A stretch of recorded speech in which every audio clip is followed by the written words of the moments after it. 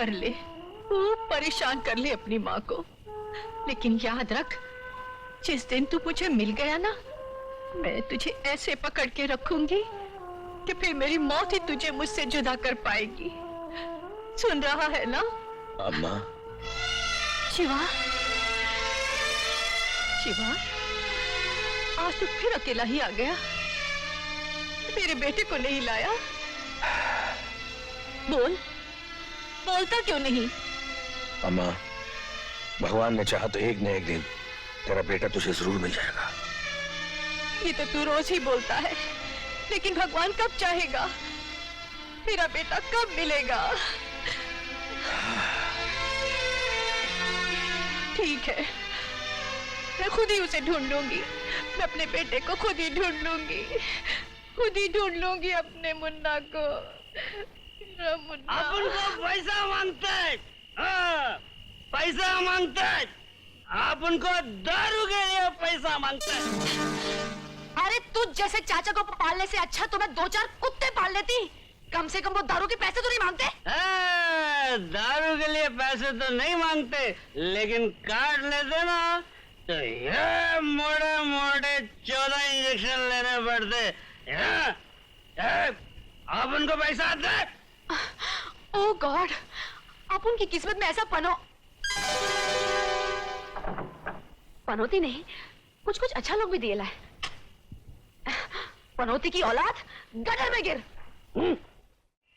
हाय, इश्क ने गालिब निकम्मा कर दिया, वरना हम भी आदमी थे काम के। ए भिड़ो, सुन रहे लायक क्या? ये देखो, ससुर की नौटंकी फिर से शुरू हो गई। अबे अंदर क्या बड़बड़ा रहा है? मर्द का बच्चा है तो बाहर निकल। साला एक तो प्यार करता है, ऊपर से बस्ती वालों से डरता है। आज अगर तूने मेरे प्यार का इकरार नहीं किया तो मैं सुसाइड कर लूंगी। सुन रहा है क्या? सुसाइड। मैं सिर्फ 3 गिनूंगी और अगर तब तक तू बाहर नहीं निकला तो लाइफ फिनिश, खल्लास। 1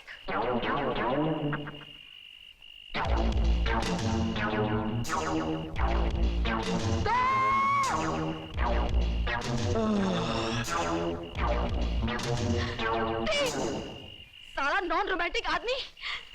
लगता है इसकी 7 पुश्तों ने कभी किसी से प्यार ही नहीं किया। आज तो मैं मरूंगी। अबे साले, मैं नेक काम करने जा रही थी, सीटी मार के सारे मूड का सत्यानाश कर दिया। माफ कर दे मेरी बहन। हाँ? बहन? अबे शर्म नहीं आती जवान लड़की को बहन कहते हुए? माफ कर दे मेरी अम्मा। माँ? अबे मैं तेरे को माँ नजर आती हूँ? तो फिर मैं क्या बोलूं? अबे मैंने तुझे थप्पड़ इसीलिए मारा है कि अगर सीटी बजानी है तो जरा स्टाइल में बजा। ये देख, देखा? बजा बजा बजा। चुप! सीटी क्या? तू तो जिंदगी में कुछ नहीं बजा सकता। भोपू गई का। नहीं बजा सकता।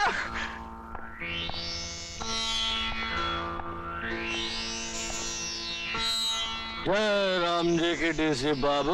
जय राम जी की। अरे भाई जंगा, तुम हो कहाँ? तुम्हें देखने को तो हमारी आंखें तरस गईं। बात दरअसल ये है, आपकी सेवा करते करते गया था थक, सोचा सरकार की सेवा कर दूं।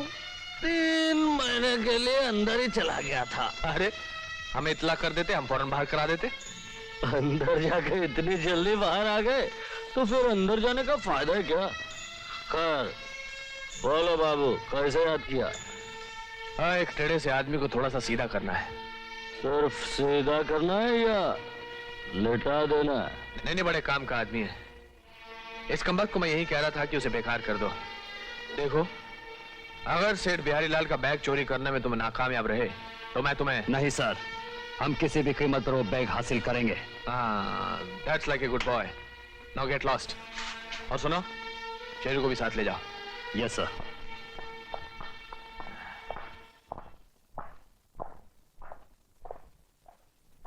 एक बात समझ में नहीं आई बाबू, ये बैग वैग छोटी मोटी चोरी से आपका क्या ताल्लुक है? दिमाग की बात है, इसलिए तुम्हारी समझ में आना मुश्किल है। शक्ति, जिस आदमी की हमें जरूरत है वो है तो मामले से चोर, लेकिन साले का दिमाग सातवें आसमान पर है। जंगा, चोर चोरी नहीं करेगा तो क्या करेगा? भूखा मरेगा। इसलिए शिकार पे निशाना लगाएगा शक्ति, लेकिन बंदूक चलाएगा हमारा आदमी। तुमने वो कहावत सुनी है कि शेर भूखा हो तो सर्कस में भी काम करेगा? तो अब देखता हूं कि शक्ति हमारे लिए कैसे काम नहीं करता। जी, जो मैं खाता हूँ वो यहाँ नहीं मिलेगा ना, तो सिर्फ आप ही के लिए ऑर्डर दे देता हूँ। 2 प्लेट चिकन टिक्का। ओके। देखिए मिस, मैं बात बहुत कम करता हूँ और जितनी भी करता हूँ बहुत सोच समझ कर और नाप तोल कर करता हूँ। और भगवान झूठ न बुलवाए, अगर आप इस इंडस्ट्री में कुछ दिनों पहले आ गई होती तो इस इंडस्ट्री में जयप्रदा, श्रीदेवी और मीनाक्षी शेषाद्री ना आती, सिर्फ आप ही आप होती। बातें करना तो कोई आपसे सीखे। Thank you. I mean it's all right, it's all right. देखिए तो फिर डिसाइड हो गया कि हीरोइन तो मेरी आप ही होंगी। आपके बगैर पिक्चर नहीं बनाऊंगा। इस पिक्चर में विलन का कोई स्कोप नहीं है और अगर आएगा तो उसे मैं कहूंगा कि निकल जा प्लीज निकल जा। इसमें विलन का स्कोप नहीं है ना। मक्खियाँ बहुत है यहाँ। ठीक है तो फिर क्या है? फिर सब कुछ डिसाइड हो गया, सब कुछ फाइनल हो गया। फिर वो हीरो उसको ले लेते हैं। वो ले आया ना, बहुत सारी पिक्चरें साइन कर रहा है वो गोविंदा।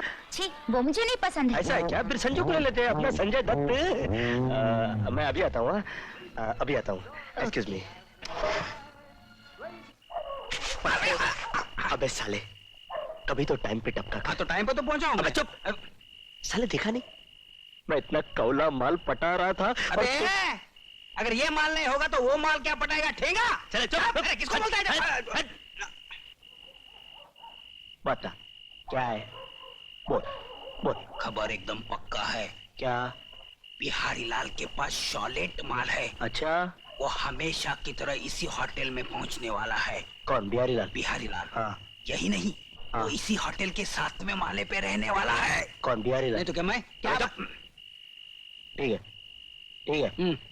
तो मतलब अब के वो इस होटल में रुकेगा जरूर। हाँ। लेकिन उसका माला मैं चेंज करा दूंगा। हाँ। लेकिन सुन, तू अंदर मत आना, तू बाहर खड़ा रहना। क्यों? क्या? ठीक है ना, अपन नहीं आएगा, अपन बाहर रहेगा, अपन का काम हो जाएगा। जाओ जाओ, तुम जाओ। साला क्या टाइम आएला है। साला अक्लमंद आदमी का कोई वैल्यू ही रहा नहीं। तुम जाओ, अकेला जाओ।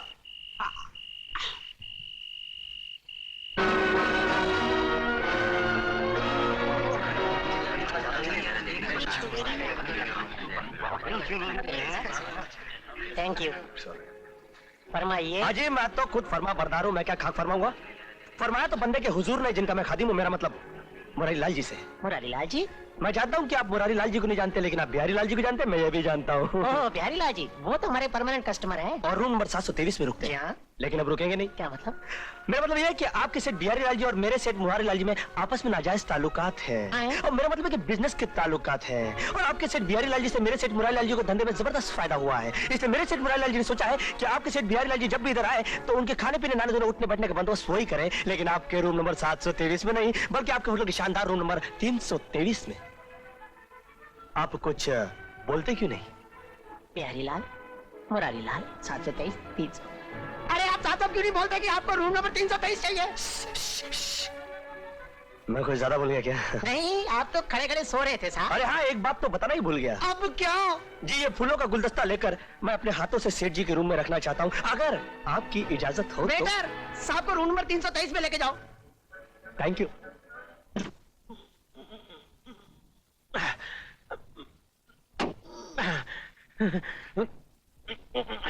अरे बेटा जी, एक फ्रेश लाइम और सोडा लेकर के आओ। अच्छा सर।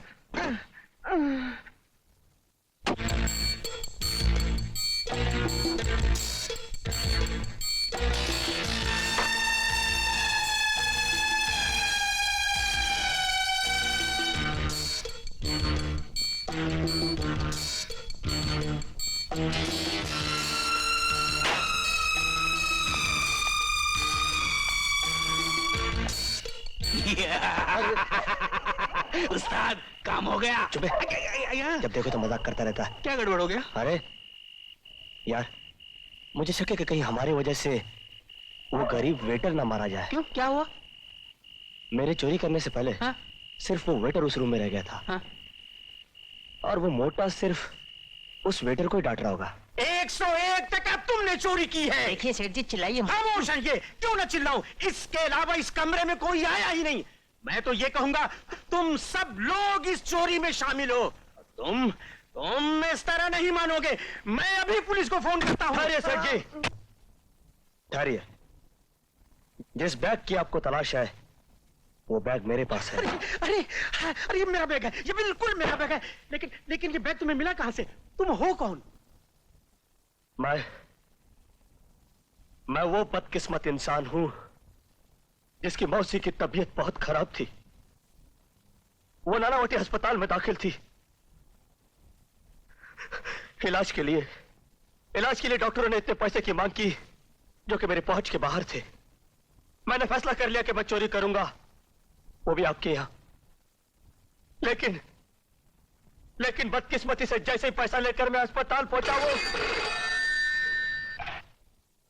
Wrong number.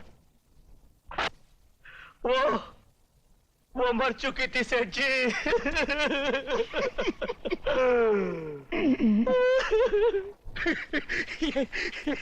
ये तो बहुत बुरी खबर है। खैर, अब जब मौसी ही न रही तो पैसे लेकर क्या करूंगा? आदमी ईमानदार है, मजबूरी में चोरी की। लेकिन तुम इस कमरे में आए कैसे? बताता हूं, सब कुछ बताता हूं।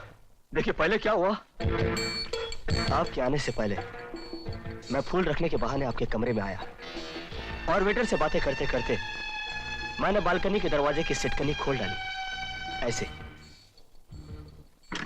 फिर आप बाथरूम में गए, वेटर बाहर चला गया और मैं अंदर आ गया, बिल्कुल ऐसे। और आपका बैग उठाकर भाग गया, ऐसे।